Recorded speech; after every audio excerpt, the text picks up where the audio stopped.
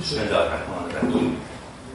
امروز روز شنبه هست، 20 فروردین ماه 1401. اولین جلسه درس زمین آمار به صورت حضوری هست. ما تا کنون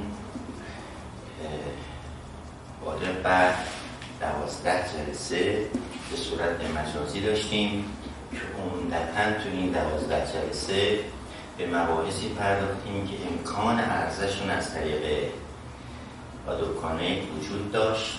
البته جلسات آخری مقداری بار ریاضی داشت، منتها اینا رو بر این گذاشتیم که دوستان ما رو از یاد گرفتن محروم نکنن و با طرح سوالاتشون شرایطی رو فراهم بیارن که ما سر ذوق بیایم و شروع بکنیم مطالبی رو که یا نگفتیم یا اگر گفتیم یه جوری گفتیم که برای شما سوال ایجاد شده به یه زبان دیگری بیان بکنیم که انشاءالله حق مطلب ادا بشه. پس استدعا و خواهش عاجزانه بنده این است که در طول کلاس هر موقع ابهامی، ایرادی، اشکالی وجود داشت بزرگواری کنید، سوال کنید.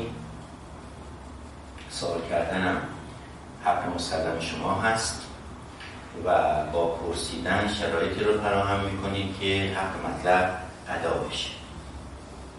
و از یک سو هم بنده هم حداقلش این هست که متوجه میشم که این مطلبی که گفتم باید در بیانش تجدید نظر کنم که بهتر ادا بشه.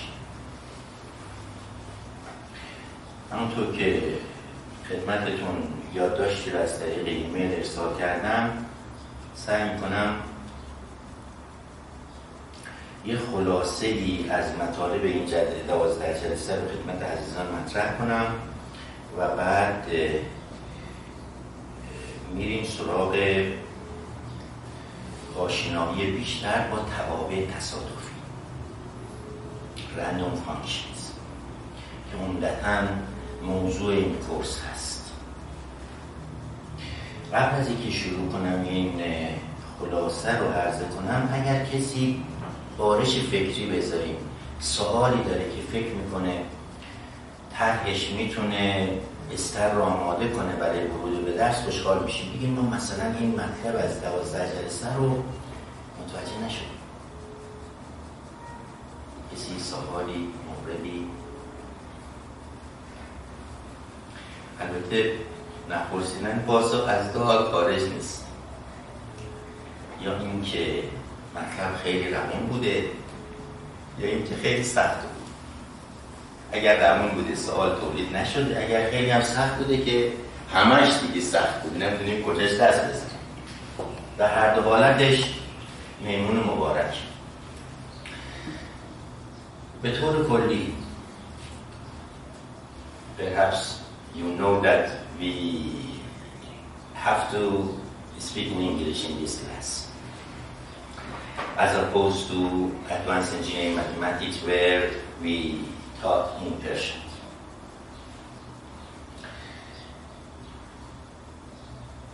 It really doesn't matter whether you are in groundwater hydrology or water resources engineering or whatever discipline you might imagine. In any discipline, if you are given a state variable, dependent variable, and you would like to characterize this state variable or dependent variable or field variable on your own, this field variable should have 4 arguments. Therefore, imagine that your state variable under consideration is y.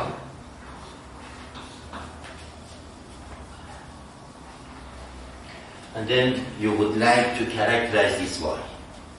This y could be precipitation, this y could be piezometric head, this y could be hydraulic conductivity, You can go on and on and on and write down a variety of regionalized variables where the argument that I'm going to talk about is very applicable to them.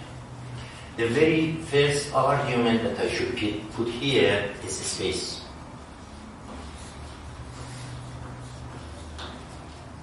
The temperature here is very different from the temperature outside.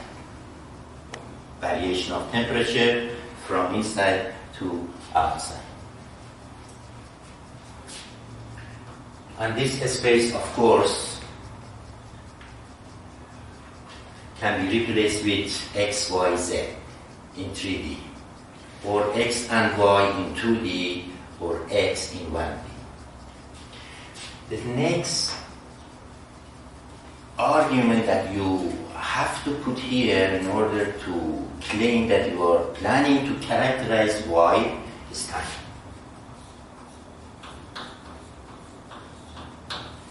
Again, if you put a thermometer here and monitor the temperature at this point would change from one instance to another.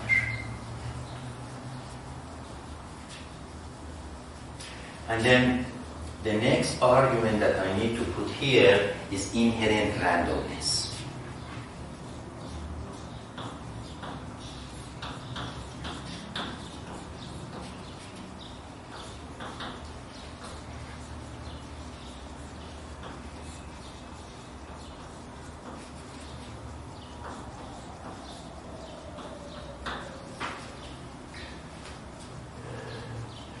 We try to interpret inherent randomness from two viewpoints.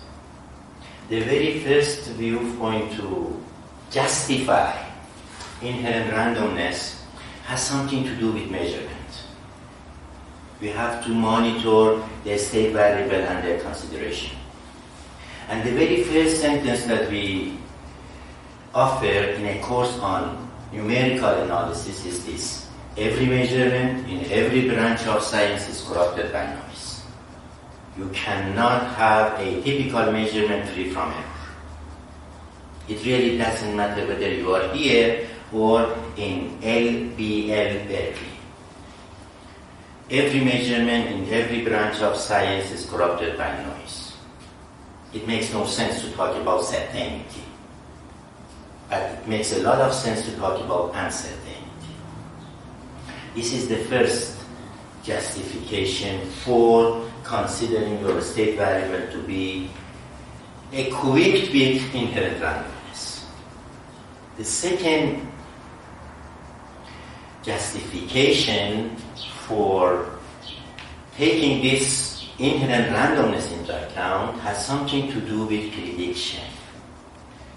If you put a thermometer here and then you are faced with a simple question: what would be the temperature at 4 o'clock today? You cannot say that the temperature at 4 o'clock today is going to be this for sure. But you can say with some plus and minus that the temperature is going to be, say, 15 degrees centigrade. And the final argument that you need to put here has something to do with directional variability.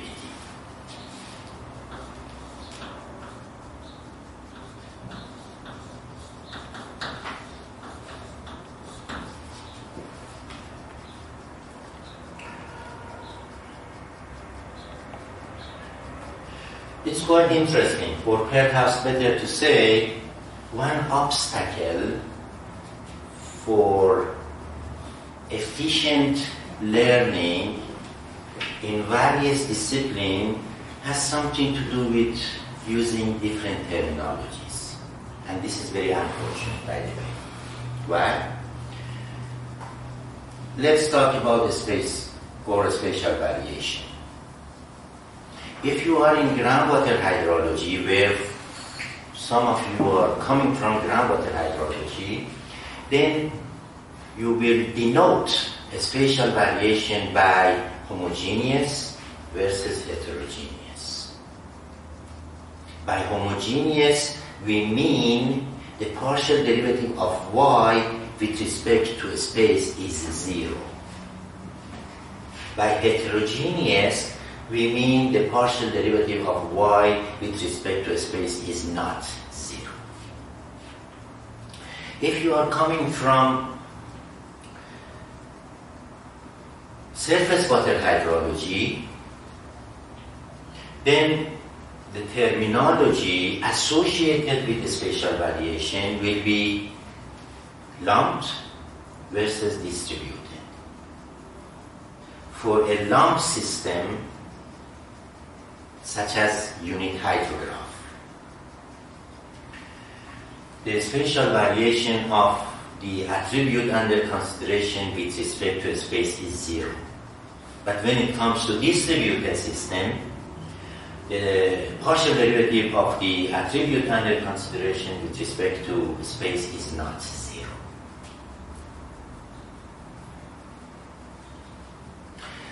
And then if you are coming from stochastic hydrology, then neither homogeneous versus heterogeneous nor lumped versus distributed would be applicable. Out there, we will use a space independent versus a space correlated.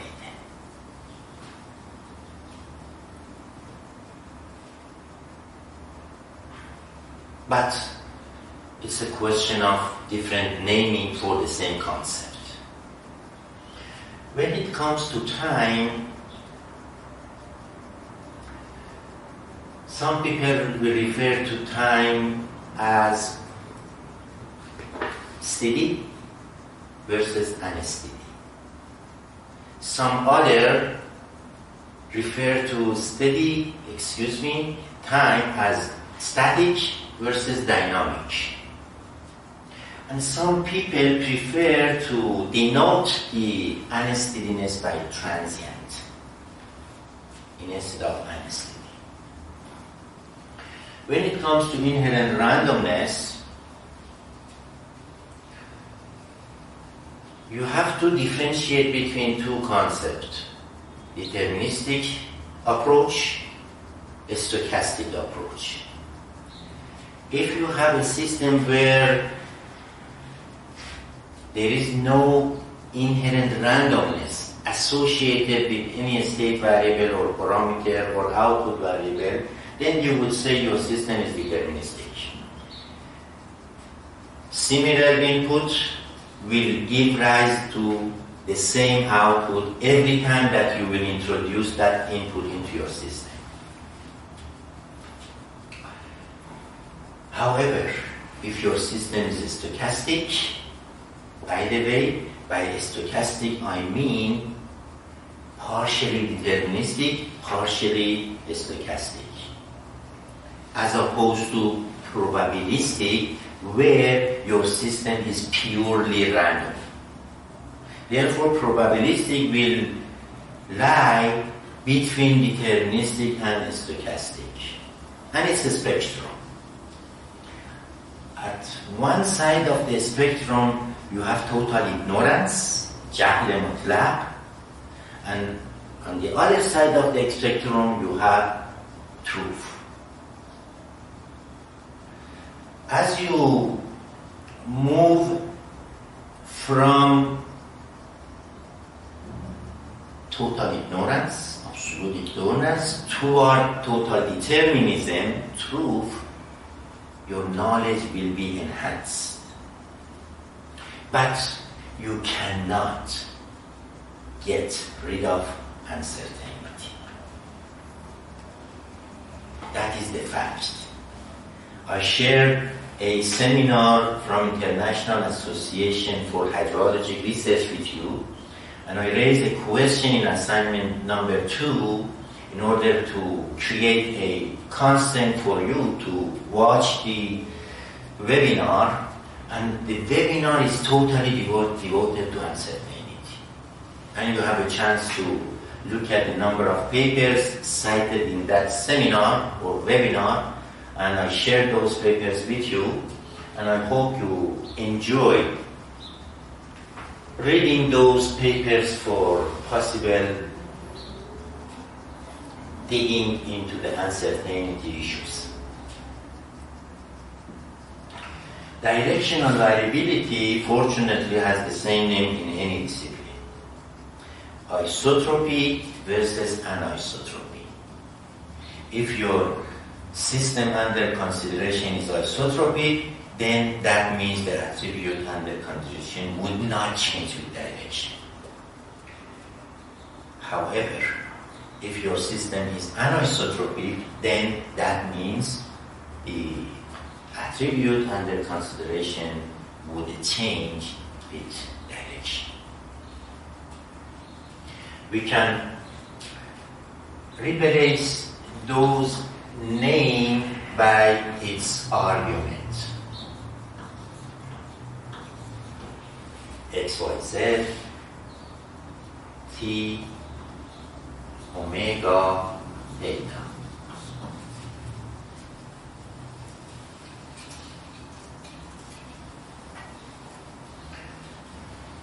It might be interesting for you from now on if you start to read a paper. Please pay attention.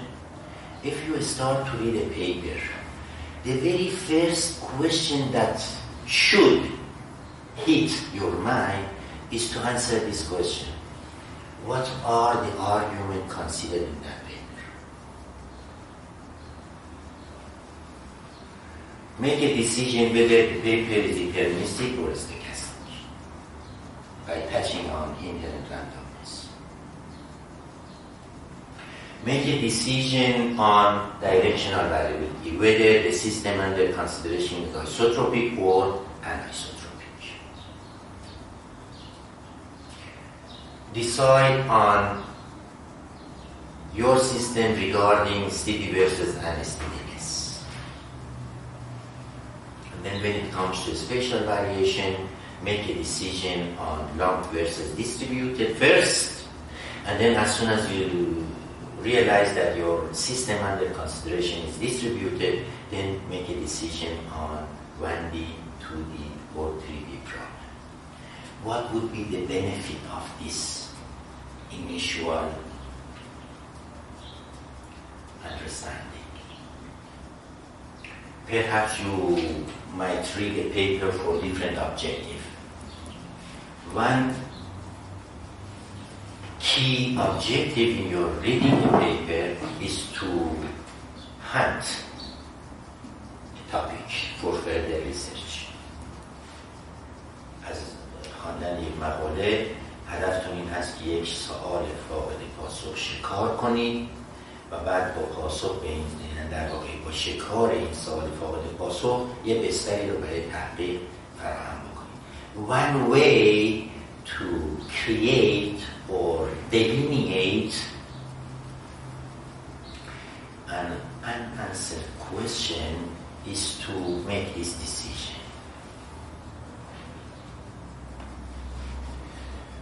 If the paper considered isotropic situation to write the paper, then what if you include anisotropy? If the paper assumes that your system under consideration is steady, then what would be the cost associated with assuming that your system is not steady, transient? If the system is lump, then your task is to see if you can convert it to distributed to answer a few questions. I'm going to share a link with you perhaps toward the end of the week, because I asked the student to prepare some bullet type comment for her recent Master of Science defense. And I'm quite sure by looking at that defense you will enjoy following what she did. The title of her thesis was Investigating the Spatial and Temporal Variability in Rainfall on Catchment Response. I imagine that you took part in her defense because I saw your name, Mrs. Hadith Ziyahi. I uploaded the file in Opera, and I'm quite sure based on what I said today, you will closely follow what she did, and it is very important for you and me and anybody else to have a clear question for research. It's very important. From time to time, I took part in a webinar. I took part in a defense session. And to be honest with you, I was not able to delineate the unanswered question that the investigator is planning to address. It's very important for you to be equipped with a typical research method, to be able to address an unanswered question. And as I said, from time to time in this course or some other course, 50% of your research activities concerned with delineating an unanswered question. And your bottleneck, I would say, at PhD level, is to delineate an unanswered question, which deserve further research. این تکه رو خاطر اهمیتش به فارسی بگم. یکی از چالش‌های شما، حالا آقای مهندس ظاهری یکم جلوتر میتونه یک کامنتی رو این بده. یکی از چالش‌های شما بعد از دوره آموزشی، دوره پژوهشیه که چی؟ چالش چی دوره پژوهشی؟ شکار سوال فاقد پاسخ. چرا؟ چون هر بابا مرده‌ای رفته یه کاری کرده، پخش شده توی ژورنال‌های مختلف و اگر روی دیتابیس‌های متعارفی مثل ساینس اپلیکیشن ایندکس یا اسکوپوس یا انجینیرینگ ویلیج، حالا انشاءالله یه فرصتی هم شد، چون یه خره دیگه قرار توی این 2 ساله تنها چیزی که دستگیر ما شده آموزش مجازیه. یه توری توی دانشگاه واترلو براتون میذاریم، البته توی این مجموعه‌ای که خدمتتون ارسال کردیم. آخرین جلسه اختصاص دادیم به معرفی وب آف ساینس که همون ISI شما میشه یاد گرفتید. ISI وب آف ساینس، دیتابیس وب آف ساینس. بعد شدیم به دانشگاه واترلو و شروع کردیم برای 47 نفری که تو کلاس حضور داشتن از اساتید عرضه کرد. حالا یک فرصتی شد، چون روز به روزم باید تفاوتی نسبت به دیروز داشته باشیم، یه جلسه مجازی هم باز خارج از وقت میذاریم که این رو برای این که شما آشنا بشید با چیز. البته الحمدلله الان دیتابیس های دیگری هم هست که دسترسی بدون آیدی پسورد رو فراهم میکنه.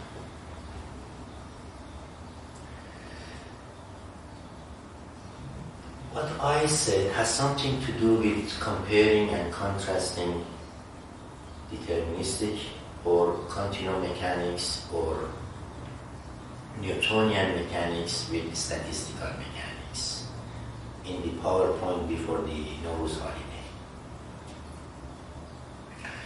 The next topic that we consider has something to do with how to structure various variations into a single flowchart. For the time being, in that PowerPoint, I did not consider dilational variability. I only touched on spatial, temporal, inherent randomness. If I want to have a very brief summary of what I did with regard to those flowchart for deterministic versus stochastic, lump versus distributed, and then steady versus unsteady, I have 4 possibilities under the umbrella of deterministic approach, 4 possibilities under the umbrella of stochastic approach. Therefore, if I put deterministic here,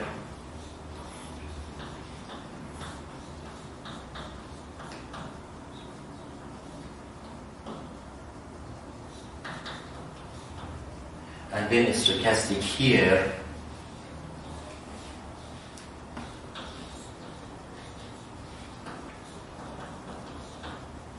I have 4 possibilities under this title, 4 possibilities under this title.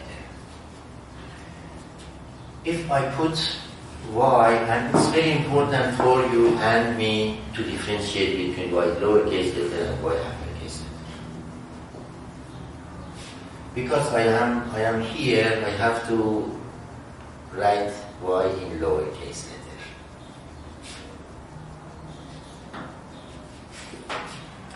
If I did not assign any argument to y, this means my system is non-unsteady. No argument. If I assign t but not s, that means my system is unsteady but lump. If I assign s but not t, then that means my system is distributed but steady. And finally, if I put s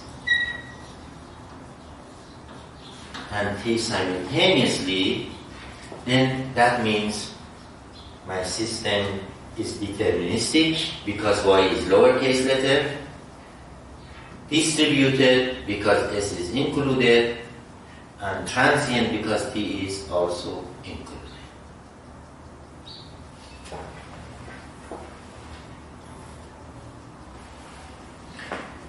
I try to provide a few examples from the different disciplines for each one.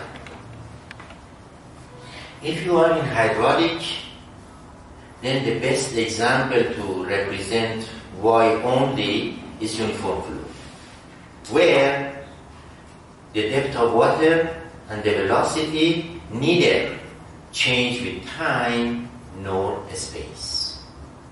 If you are in groundwater hydrology or surface water hydrology, the best example for this case is to have a regression-based modeling.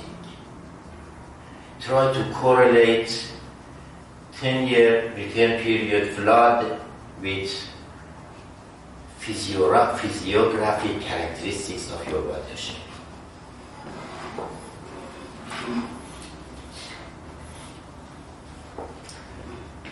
For this case, a typical example in hydrology would be unit hydrograph, where you do have the temporal variation but no spatial variation. And of course, there is no inherent randomness for none of them, because your system is deterministic. That is a typical example in surface water hydrology, unit hydrograph. A typical example from hydraulics is going to be rigid column analogy, design of surge tank. When it comes to this case, a typical example from hydraulics would be hydraulic jump or spatial well flow or gradual well flow. And a typical example from groundwater hydrology would be Laplace equation or Poisson equation, where there is no temporal variation, but the state variable under consideration will change with respect to space. And when you are here, if you are coming from groundwater hydrology, then the typical example is going to be Tate's equation, where the attribute under consideration would change with respect to space and time. If you are in hydraulics, then Centennial equation is going to be a typical example. There's another roadmap associated with these four possibilities. And it's quite important to be familiar with these possibilities. And I would argue why you need to be exposed to these aspects as well. The governing equation for each case. The governing equation for this case is algebraic equation. The governing equation for this case is ordinary differential equation. Of course, if your system is continuous. If your system is discrete, then it's going to be algebraic. If you are here, it doesn't matter whether your S is 1D, 2D, or 3D. If S is 1D, then your governing equation is going to be ODE. If your system under consideration is 2D, then the governing equation is going to be partial differential equation.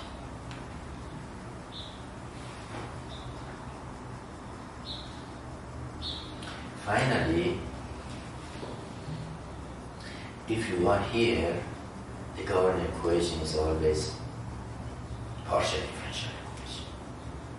And Mrs. Veda's Rajabzadeh is very familiar with these governing equations when it comes to a course on advanced engineering mathematics 2.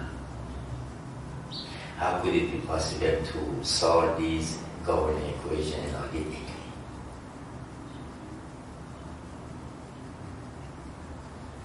Another aspect that you might enjoy to be exposed to is this. If you want to solve this system, of course here the attribute under consideration, the unknown, is going to be under the total differential sign. Here the unknown is either going to be under the total differential sign or partial differential sign, depending upon the number of spatial dimensions. And if you are here, the unknown is going to be under the partial differential sign. Question,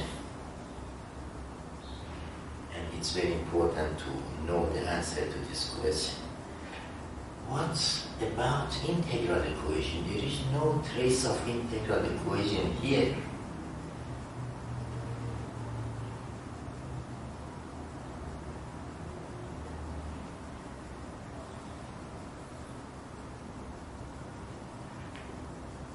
But we said we have 5 types of equation.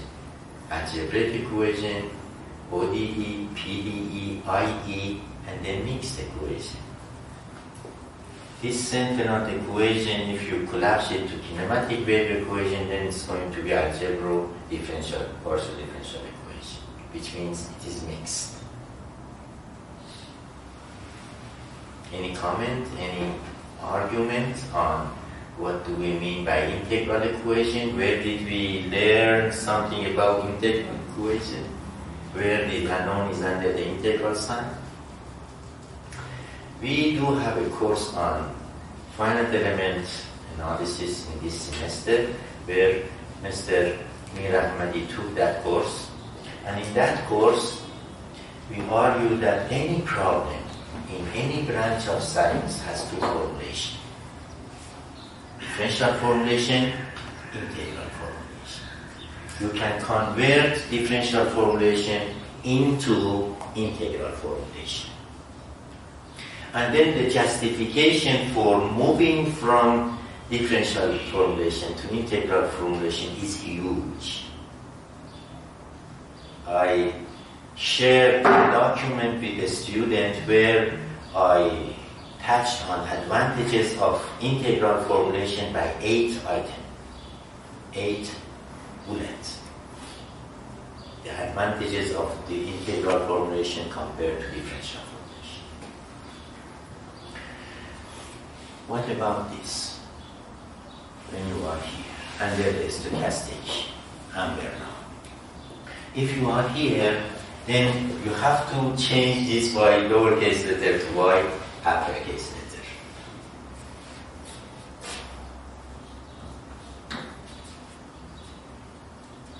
And then the argument will give you the four possibilities. If you consider only spatial value, inherent randomness for y, that will give you a discipline so-called frequency analysis that we try to cover in our PowerPoint presentation. Frequency analysis. We have two types of problem here. And in those problems, if I want to summarize them, in problem type 1,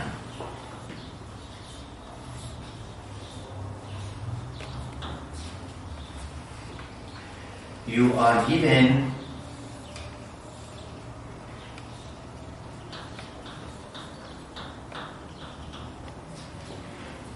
n years of instantaneous maximum flood for a typical section at a typical river.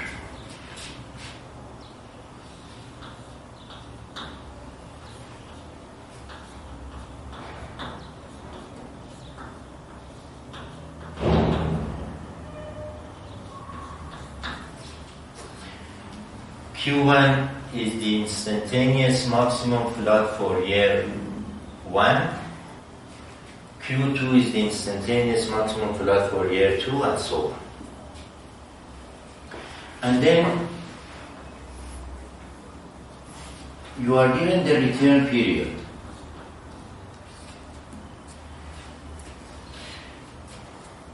You are asked to compute the magnitude of flood corresponding to this return period. In problem type 2,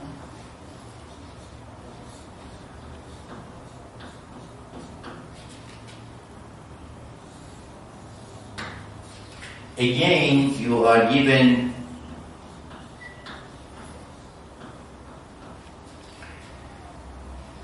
instantaneous maximum flood at a particular section in a typical river.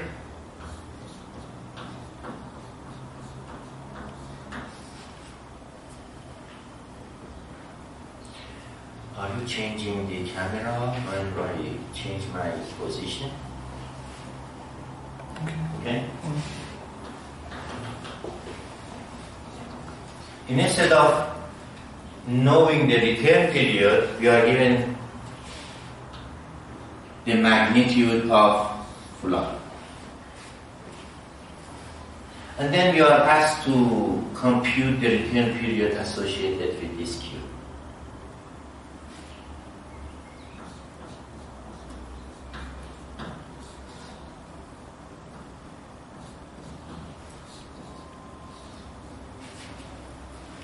We denote this by QT. These are two types of problem in frequency analysis.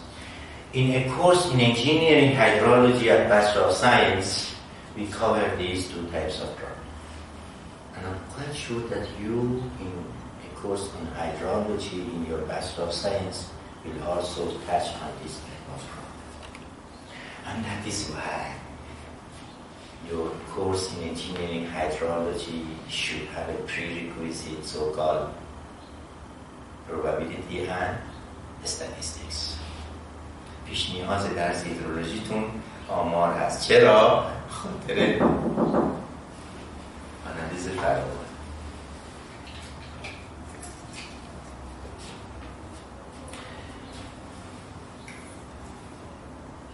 The next three items that I should put here, everyone should have omega as one argument. Why? Because they are under the umbrella stochastic. of a stochastic. Now, the second, I should put T omega.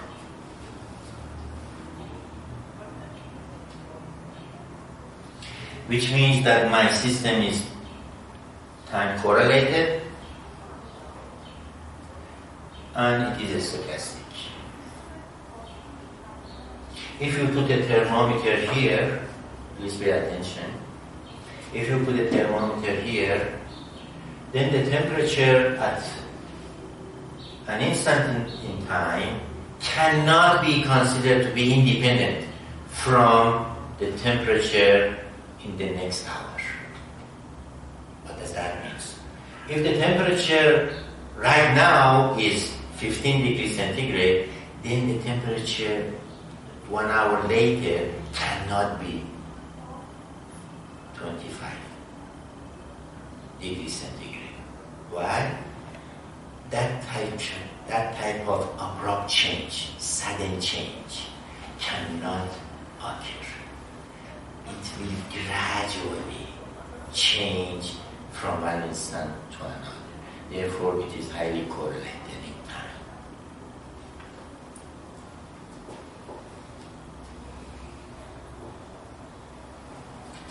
We have a discipline so-called time series analysis. Analysis سری‌های زمانی, where Dr. Salmani is an expert in time series analysis. I recall he offered a course on time series analysis, and Chatfield is his reference.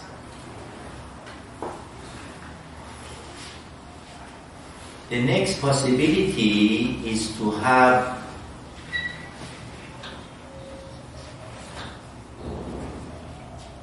your attribute under consideration to be a function of space and inherent randomness, which means that your attribute under consideration is space correlated, and you should consider inherent randomness in your computation. And also spatial series, that is geostatistics, is here.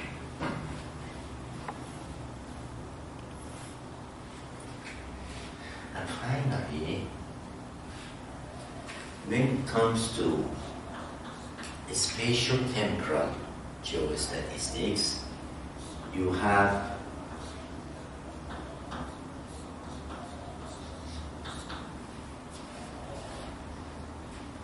spatial variation, temporal variation, inherent randomness. Please compare this to this. The only argument that you have here compared to here is the inherent randomness. How about the governing equation? It's very important to be able to delineate the governing equation here and try to see what is the difference between this column and this column as compared to governing equation. The governing equation for this case is algebraic equation, probability distribution function. When it comes to this, it depends upon whether you would like to consider your system to be continuous or discrete. If your system is continuous, then the governing equation is going to be a stochastic ordinary differential equation. Here your governing equation is ordinary differential equation. All you need to do to characterize the governing equation out there is to put stochastic in front of ODE. A stochastic ordinary differential equation. Here, just like what you had here, it depends on the number of spatial dimension.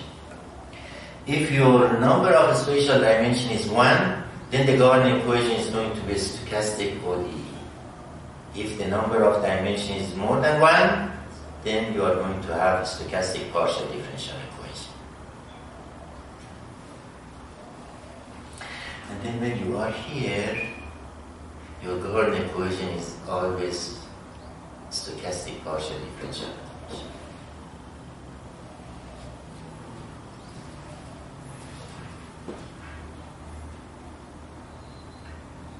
Whether you are here or you are here, your task is, please pay attention to this point.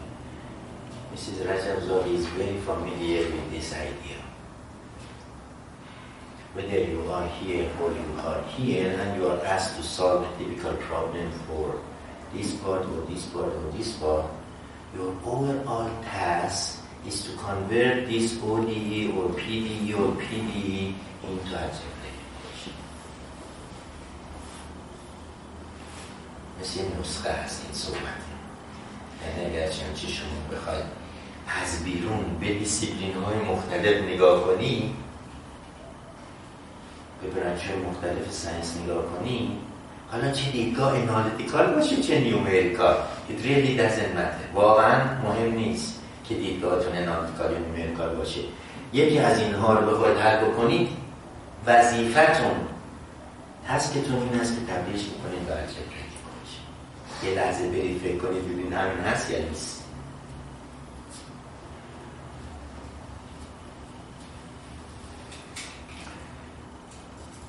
این مطالب ما گفته بودیم. حالا تفاوت بین کلاس حضوری و مجازی چجوری توجیه میشه؟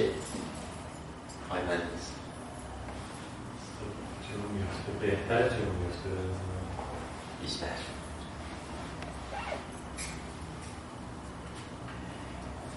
When you are here, you have four possibilities. Just like when you are here. What are those four possibilities? If you neither freeze the spatial variation nor inherent randomness, then you are going to have a random function.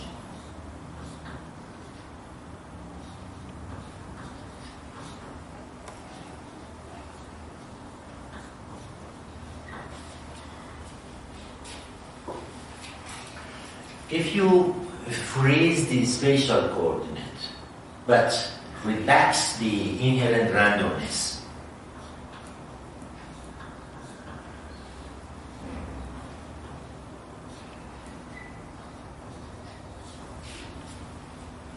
then you are going to have a random variable.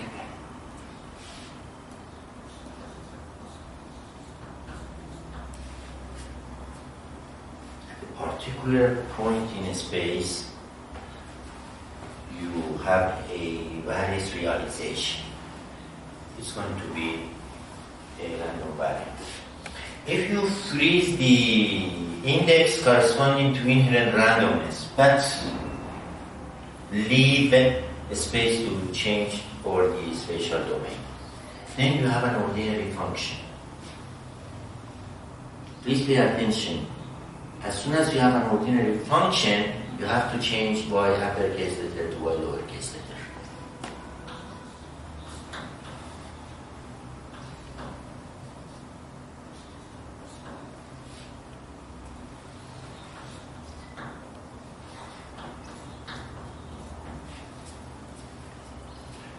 Ordinary function. The attribute under consideration in changing over the spatial domain adds a particular realization. And then the final possibility is to freeze both spatial variation and inherent randomness.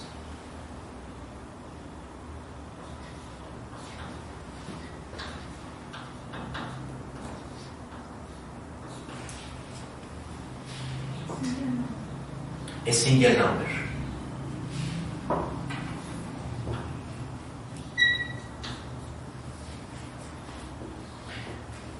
You have to write the full name because these are very personal. Sooner or later you will forget what do I mean by SN, single number.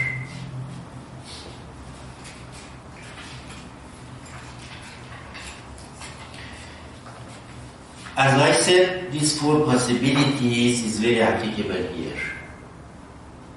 If you neither freeze the temporal variation nor the inherent randomness, then you are going to have a random function. If you freeze the temporal variation but relax the index corresponding to inherent randomness, then you are going to have a random variable.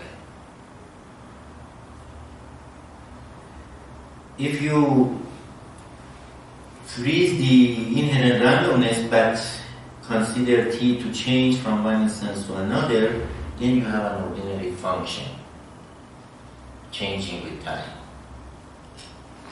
Then if you freeze both temporal variation and inherent randomness, then you are going to have a single number. The number of possibilities here is more because you have 3 arguments. I did purchase a book for Khwarazmi Library. Right now the book is in my office. And the title of that book is Spatial Temporal Geostatistics, written by George Christos. Spatial Temporal Geostatistics, where we will consider the spatial and temporal variation simultaneously. Of course, inherent randomness is in place as well.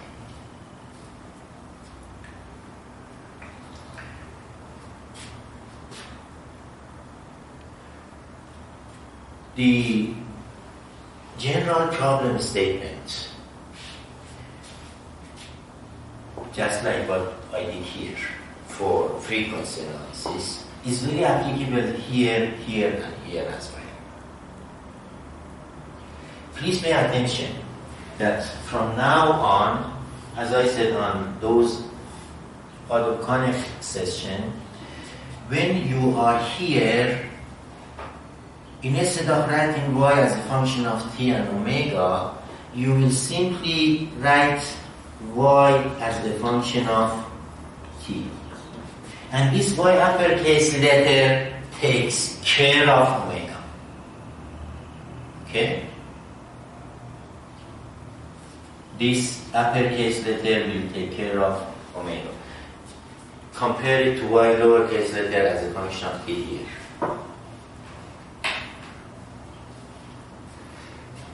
From now on, I will denote y as a function of s. But I really mean that the second argument is inherent randomness.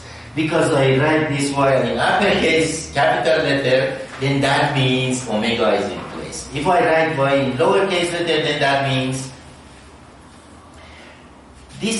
this way of writing the attribute under consideration is very applicable here. Which means that here, if I write y as a function of s, then that means I'm talking about a random function. If I write y as a function of si, then that means I'm talking about a random variable. The nature of randomness concerned with writing this in capital letter. And then if I write y as a function of s, that means I'm talking about an ordinary function. Of course, I have to write omega here because omega should be here but not here. Here omega is freeze. Do you know what I'm saying? I have to write just like others. Omega are not freeze in these two, but omega is freeze in these two as well. Because omega should be in place, but when I am here, I will eliminate omega. And then if I am here, I have to write y as a function of s.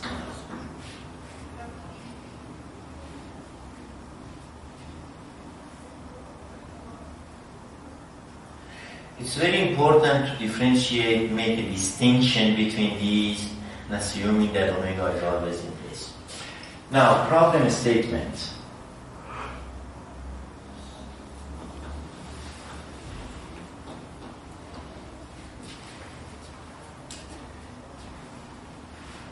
We have two types of problem in time series analysis or in spatial series analysis. The good news is this. Here, instead of talking about stochastic ODE or stochastic PDE, we will consider our system to be discrete. And by discrete, we mean we are not going to solve a stochastic partial differential equation. Instead of having a stochastic partial differential equation which has something to do with finite element, here we will assume that instead of having the governing equation, we are given a single partial realization of a random function. Why?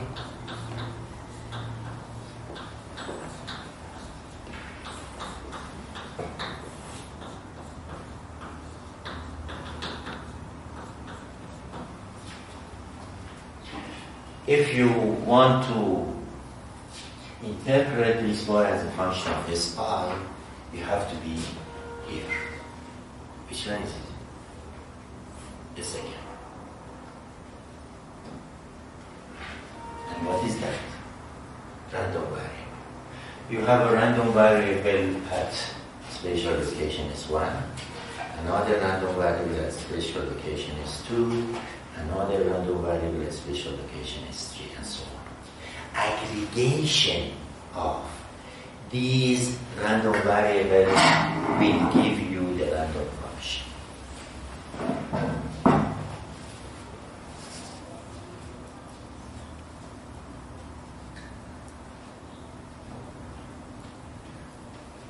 Another way to look at these four scenarios and these four scenarios is this. Here you have a scalar quantity.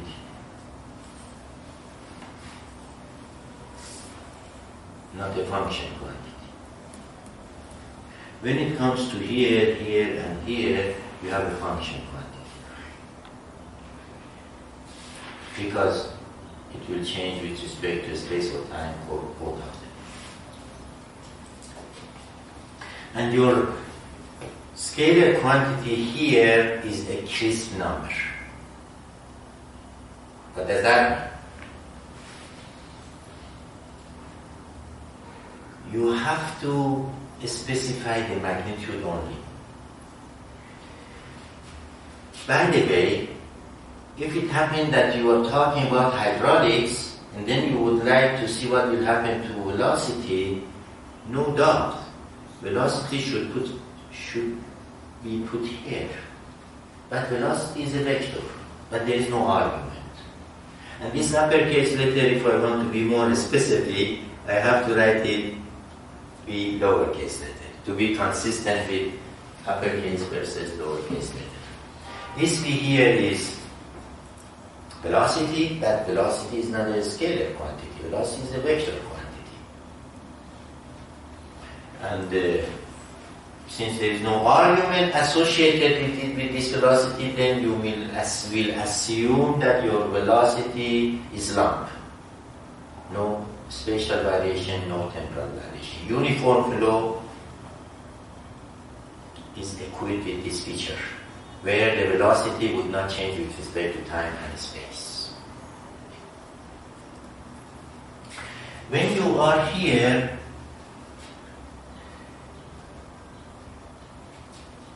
better to say, when you are here you are going to have a purely random variable. What would be the implication؟ پیامد ناشی از داشتن یک متغیر تصادفی اینجا چیه؟ If you want to define a problem here, your attribute under consideration should be purely random. What does that mean? That means your Q1 up to Qn has to be a purely random process. No temporal, no spatial correlation between Q1 and Q2.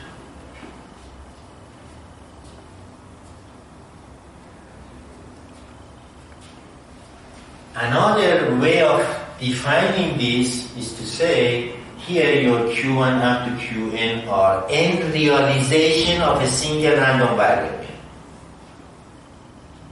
N realization of a single random variable. But when you are here, you cannot say n realization of a single random variable. You have to say you have n random variables where their aggregation will give rise to a random function. That is another way on how to move from statistics to geostatistics. Given a single partial realization of a random function, then you are asked to estimate the attribute under consideration at the point which is not sum. So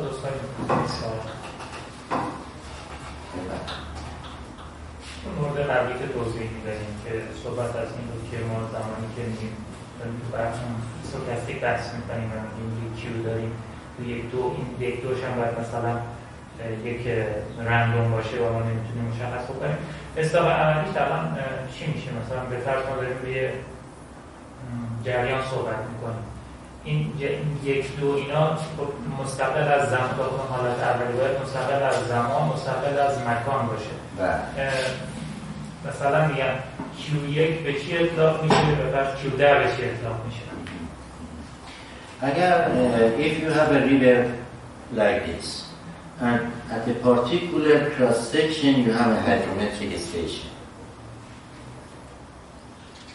you may be familiar with how to monitor the stream flow at a particular hydrometric station. For each river at every water year, Salabi, we have 365 numbers for each year. If you single out the maximum value out of these 365 numbers at year, say, 1370, then that will give you Q. The next year, 371. You have 365 numbers. Single out the maximum number. That will give you Q2. The next year, Q3. The next year, Q4, up to the final year where it is right now. Therefore, this 1, 2, 3, 4 has something to do with water year, Salabi. Instead of writing 1, you could write Q. یه سوال، الان مثلا همین داخل مورد خاص شما فرمودین که هر کدوم از اینا مربوط به یک سال آبی هستن. خب فرقش با اون حالت دومی که وای ما متغیری از تی و اومگا هست. Very good question. That is where a scale will come into consideration. A very good question to raise here. If you start to increase the time span, if you start to increase the spatial extent, then the chance to get a purely random process would increase. Look at the way that you will collect these data. The instantaneous maximum flood at year 100, 370 is independent from the corresponding maximum flood in another year because it will cover 4 seasons. However, when you are here and you would like to, let me write the corresponding 4 scenario here. If you neither freeze the time nor in a non-randomness, then you have a random function. If you freeze time but not in a randomness, then you are going to have a random variable. random variable at now I should write, because here I have a 1D plot. This is y at t1, this is y at t2, and this is y at t3, and so on. I have a random variable at this point, I have a random variable at this point, I have a random variable at this point. The very first thing that I need to decide the nature of the attribute. The nature of the attribute, by the way, Q1, Q2, Q3, here, again, you could have a line here. This is year number 1, this is year number 2, this is year number 3. The question that Mr. Zohir is raising is this. Mr. Abedini, here you would say your attribute under consideration is purely random, but what should I say here? And what would be the attribute to put here? Should I put the same item here or another? If you consider daily stream flow, then your daily stream flow cannot be considered to be independent. Why? The flow in the river today is 100 cubic meter per second. Tomorrow it cannot be 0. You are familiar with base flow. Your base flow is very smoothly decreasing. It cannot suddenly change to 0. Therefore, if you are in time series analysis, you have to take your attribute in such a way that that spatial or temporal correlation can be detected. But if you increase the temporal variation, the temporal extent, then the chance to get a purely random process will increase. Here, the interval is 1 year.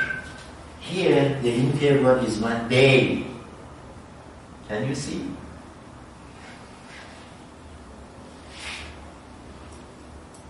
If you're talking about daily stream flow, then you cannot assume that your process under consideration is purely random. But if you consider yearly instantaneous maximum flood, then you can assume that your attribute under consideration is a purely random process. میشه این شکلی تصور کرد که صحبت از مقیاس زمانیه. It is very applicable to a spatial scale as well. If you look at that paper that I shared with you, Scaling Issues in Hydrological Modeling, a review, everything that the author said about temporal scale is very applicable to a spatial scale as well. And it's a very hot topic, by the way, scale issues.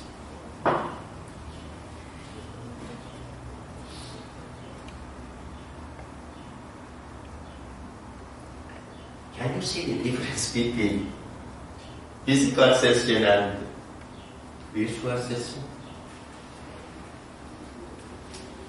I am face to face with you. I can imagine where you will follow me and where you are very surrounding. What is he saying? And then the question is,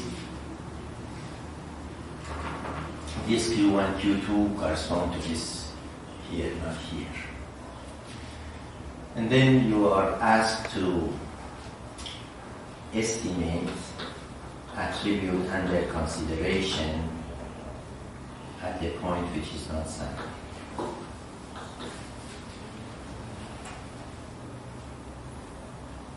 This is a typical question in univariate geostatistics.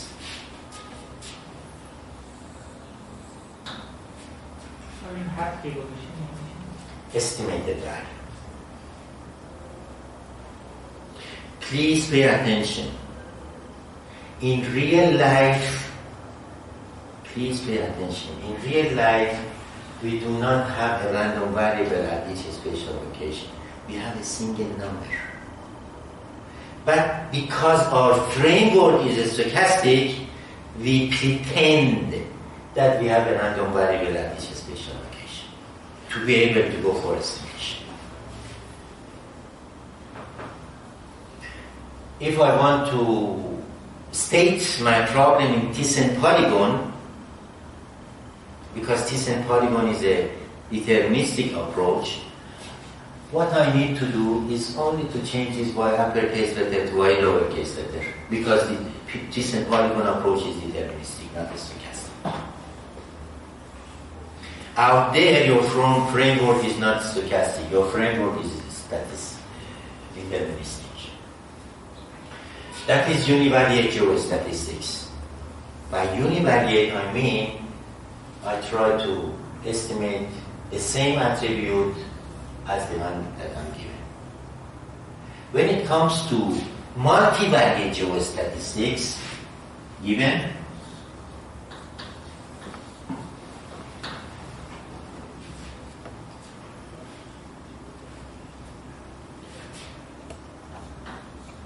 y sub I S of j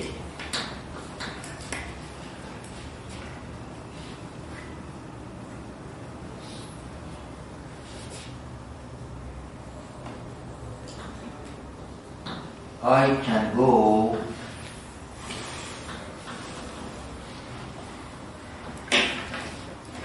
which means that I have how many random functions? N random functions. y1, y2, y3, y4, up to yn. And then the spatial index corresponding to each random function would change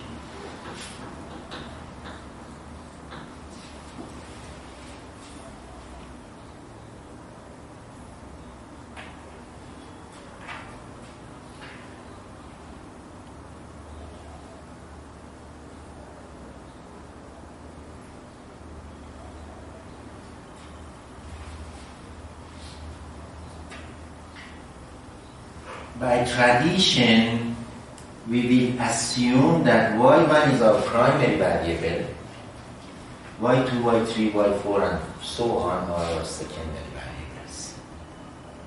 And then the question is, estimate primary variable at the point which is not sum. This is multivariate geostatistics. Look at your discipline, groundwater hydrology. Piezometric head is highly correlated to hydraulic conductivity. Therefore, it makes a lot of sense to enhance your cross-validation statistics by taking into account hydraulic conductivity as well to estimate piezometric head. Which means out there, in that example, you have two random functions. Piezometric head is your primary variable, hydraulic conductivity is your secondary variable. And you would like to estimate piezometric head using both piezometric head and hydraulic conductivity.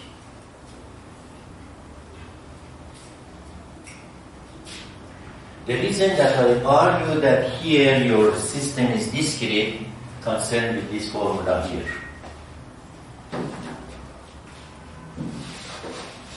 When you are in univariate geostatistics, the estimated value of y at a point which is not sample can be written as a linear combination of observation.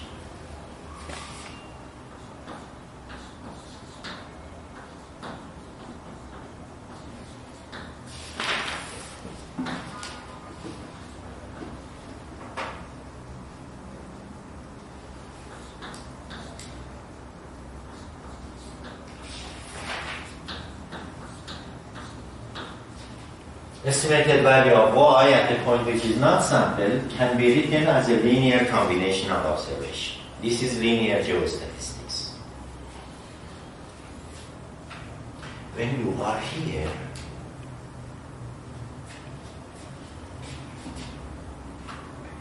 estimated value of primary variable at a point which is not sampled. If you look at the session that I shared with you in Apparat, out there I used 2 index for spatial variation.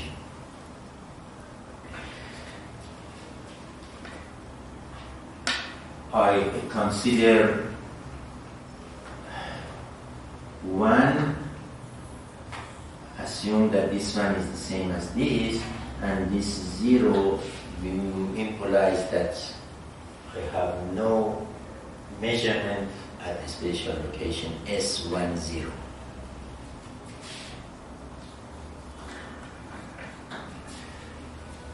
And then I have to consider both primary variable and secondary variable to enhance the cross-validation statistics. I from 1 to n, y1 s, I have to write lambda first, lambda 1i times y. Of course, this lambda 1i will be a function of S10, just like what I have here, times y1 S1i. These S1, 1, 1, 2, 1, 3, 1, 4, 1, 5, and so on are the places where I monitor the primary value. Plus j from 1 to m, lambda 2j, which is a function of S10, times y2 Sj S2j. Please pay attention. In my problem statement, I assume that I have n random function. But when it comes to estimation, experience shows that more than 2 random function would not work, would not enhance the cross-validation statistics. Only 2 random functions in multivariate statistics. I have never ever seen a paper assuming that we have 3 random functions. Only 2. As an example, precipitation. Precipitation is highly correlated with elevation. Therefore, precipitation will become your primary variable, elevation will become your secondary variable. For those of you who work on contaminant transport,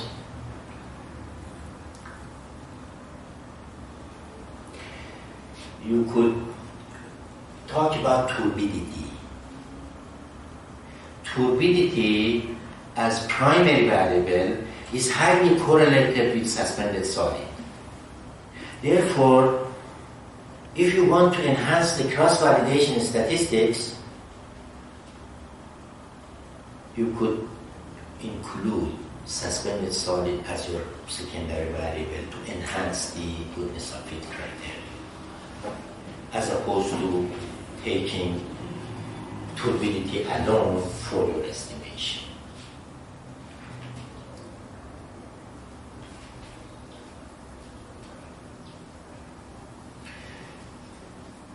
So, سعی کنم مثلا تندیس استاپل میشه ده یا یک من نمیدونم متوجه نمیشم. This one corresponds to one here, implying that you're talking about primary variable. These 2 here implies that you're talking about secondary variable. And you have some other issues that I will consider them when I started to teach multivariate geostatistics. You could have a scenario like precipitation and elevation where they are collocated. What do I mean by collocated? At the same point that you monitor precipitation, at the same point you have elevation. But it may happen in nature that the place that you monitor your primary variable is very different from your secondary variable. That is why I differentiate them by writing one I, 2J. This I would change from 1 to n, which means that you have 1, 1, 1, 2, 1, 3, and 4, up to 1n. When it comes to this j would change from 1 to n, and then you have 2, 1, 2, 2, 2, 3, 2, 4, up to 2n. And the index implies that this monitoring places for primary variable and secondary variable are very different.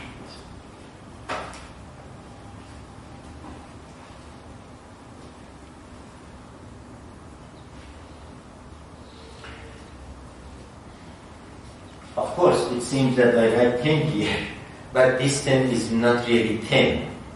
But this one corresponds to this, and this 0 corresponds to this 0 here.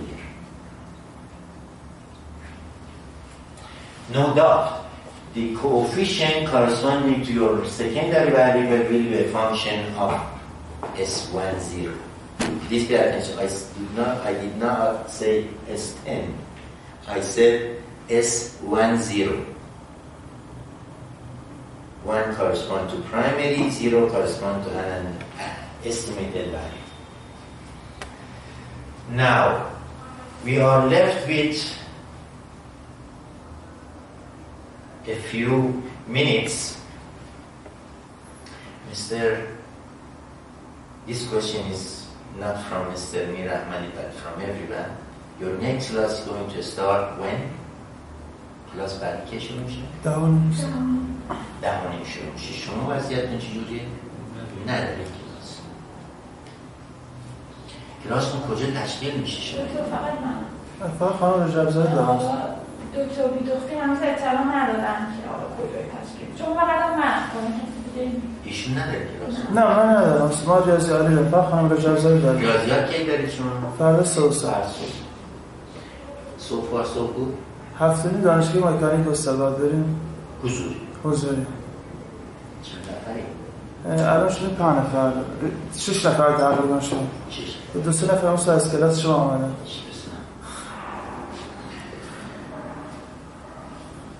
Perhaps it makes a lot of sense to touch on another topic in this brief introduction or perhaps summary of what we did in previous lectures,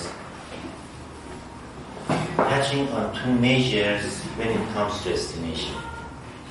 In time series analysis as well as spatial series analysis, we have 2 measures of either similarity or variability. Measure of similarity.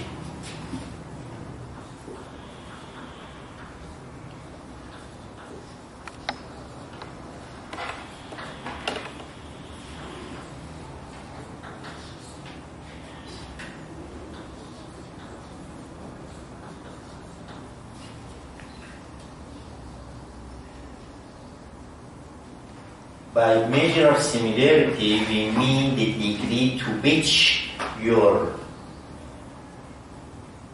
random variables distributed in time or space are similar. We have to measure to quantify similarity.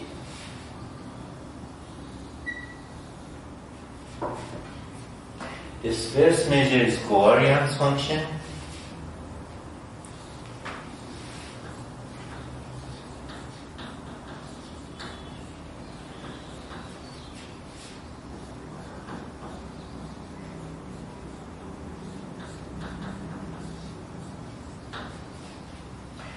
By covariance function, I mean covariation between 2 random variables. In statistics, not geostatistics, but this definition is very similar with one minor change. Out there, we will argue that covariance between random variable x and y.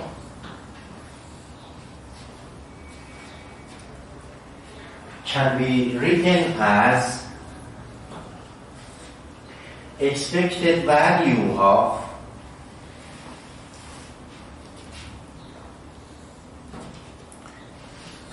x minus mu of x times y minus mu of y.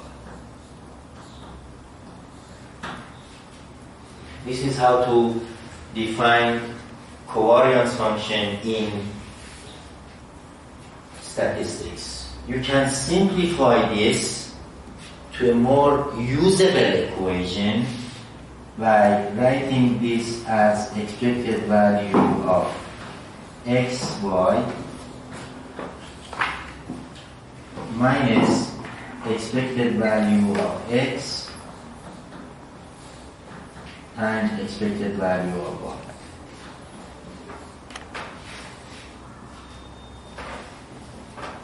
And that is part of your job, to see how you can convert this to this. And I would suggest you do this to see what's going on by converting this to this.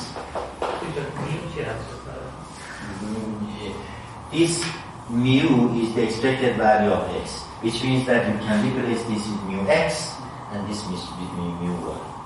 یه چیز دیگه چند بارم تکرار شده گفتم راجع به تابع امید میشه، چون حقیقت شما تا برخوردی نداشتیم نمیدونیم تابع امید اصلا چیه. امید ریاضی؟ بله. چی بگم نقل امید ریاضی؟ چی هست؟ چطور یعنی معادله خاصی داره؟ نه. The expected value of x, depending upon the nature of this argument here, can be defined as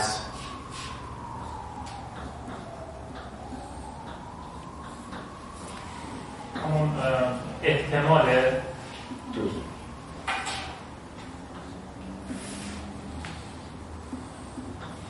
if x is a discrete random variable, like what? The number of rainfall event within a year is a random variable. Why it is a random variable, Mrs. Zare? No. I argue that the number of rainfall event within a year is a random variable, and I am asking why the number of rainfall event within a year is a random variable.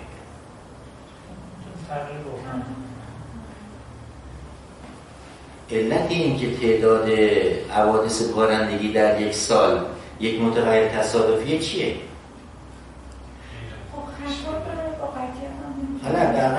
حداقل حالا هر دو موردش تفسیر میکنم، هر دو مورد تصادفی تفسیر میکنم. آیا سال آبی تو هر سالی از 1 مهر شروع میشه تا 31 شهریور سال بعد؟ الان سال آبی چیز تموم نشده، چون باید 31 شهریور بیاد تا تموم بشه. یه تعداد ایونت اتفاق افتاد، میتونید بشماریدش. حالا اینکه شمارش ایونت ها رو با چه ملاک انجام میدی سوال دارم روش، چون کار کردیم روی میتونید بشمارید تعداد ایونت ها رو، ولی با قاطعیت نمیتونید بگید تا 31 شهریور 1401 چند تا ایونت دیگه خواهید داشت. به همین خاطر میگید تعداد ایونت ها چیه؟ تصادفی. یه تفسیر دیگر هم داشتیم، تفسیر دومی هم برای ماهیت تصادفی داشتیم، مثلا اندازه‌گیری بود. میگفتیم چون ما باید اندازه‌گیری کنیم. حالا خانم رجب زاده میگیم ما که دیگه نمیخواد اندازه‌گیری کنیم، بارندگی میاد یه شروع داره یه اتمام داره، میگیمش 1 بشمار، 2 بشمار، ساعت. اگر چنانچه یه وقته بینش بود بین بارندگی دوباره یه بارندگی شروع شد، این یکی بدونیم به 2 تا بگیم مثلا برای طول یه روز به طور کلی اگه وقفم بینش باشه وقفم بینش باشه، مثلا حالا شما در مقیاس روزانه میخوای شمارش انجام بدید، من میگم در مقیاس ایونت، نه روزانه. سرگردان بمونه که این فاصله که بینش افتاده توی یه ایستگاه فاصله بینشه، نخونده شده، توی یه ایستگاه خوانده شده و شما سرگردان میشی. این اسمش بذار خطای الفاظگیری.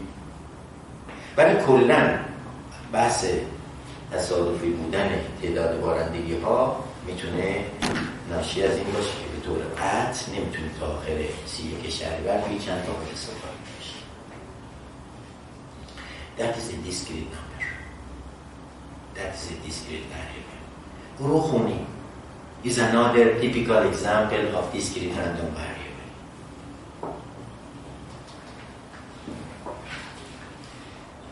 The number of automobiles reaching a cross-section within a particular time horizon will be considered a random variable. Why is it random?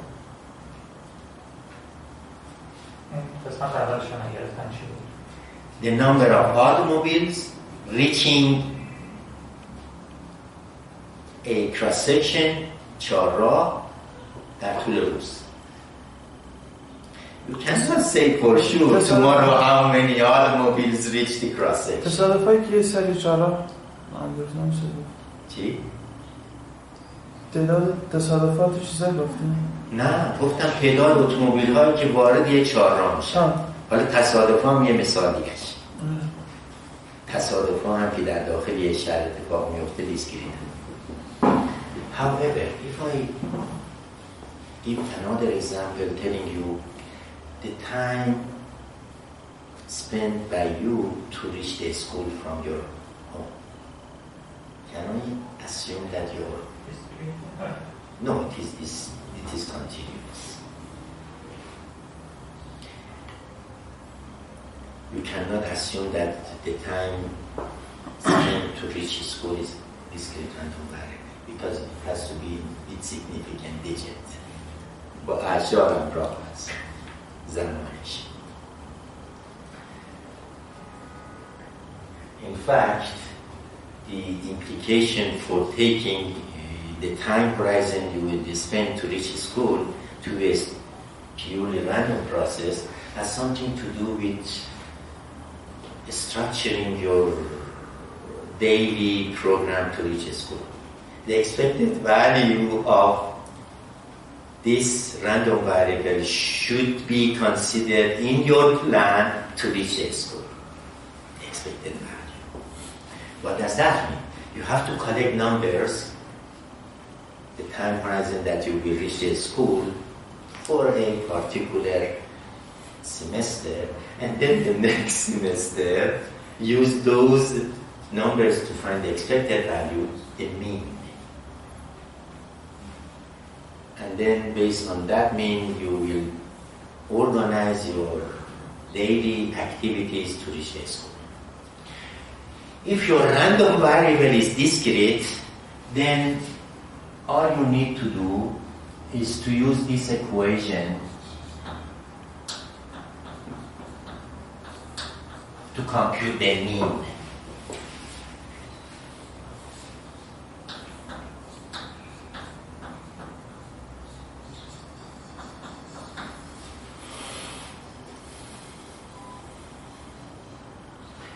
If your random variable is continuous, just like the time horizon you will spend to reach the school, then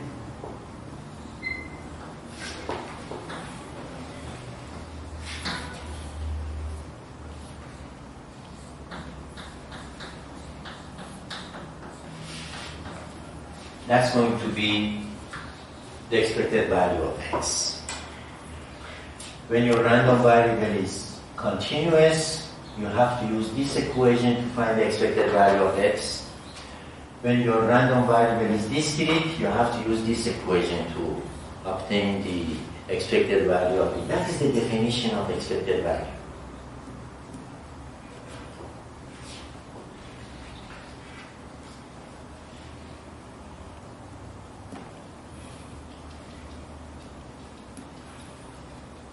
Can you tell me what can I do for this expected value of xy?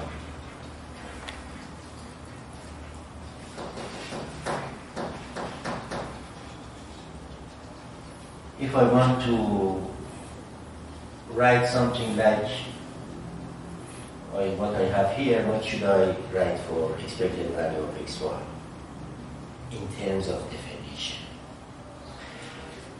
If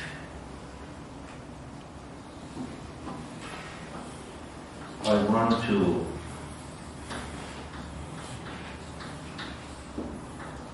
I will leave this for you to fill it out, and I will write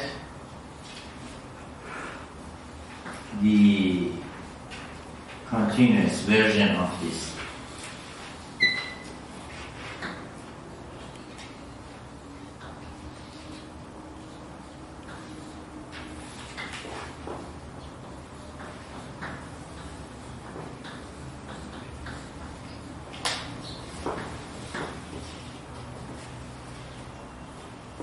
If it happens that x is independent from y, then you can replace this multivariate distribution with f sub xx times f sub yy, and then separate the integral. Integral for dx, integral for dy, which is separate.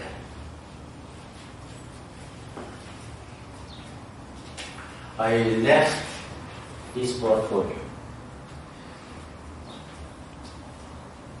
Mr. Mir Ahmadi or Mrs. Rajabzadeh will write this and will leave you with God. Covariance function, correlation function.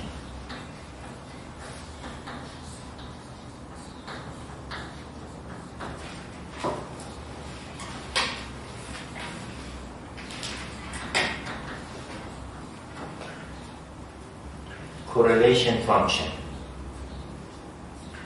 We will denote correlation function by this in statistics, and then the argument for this is going to be x comma y, and then it's going to be defined as covariance of x and y divided by variance of x and variance of y. Standard deviation of x, standard deviation of y. Please pay attention that the unit for covariance is the unit of x and y times each other, but when it comes to the unit of correlation function, it is unitless. Because if you divide this by this, you will eliminate the unit. The unit for this is going to be unit of x times unit of y, and then this is the unit of x, and this is the unit of y, and that will cancel out. It will leave the covariant correlation function to be unitless. And this correlation function is between -1 and +1.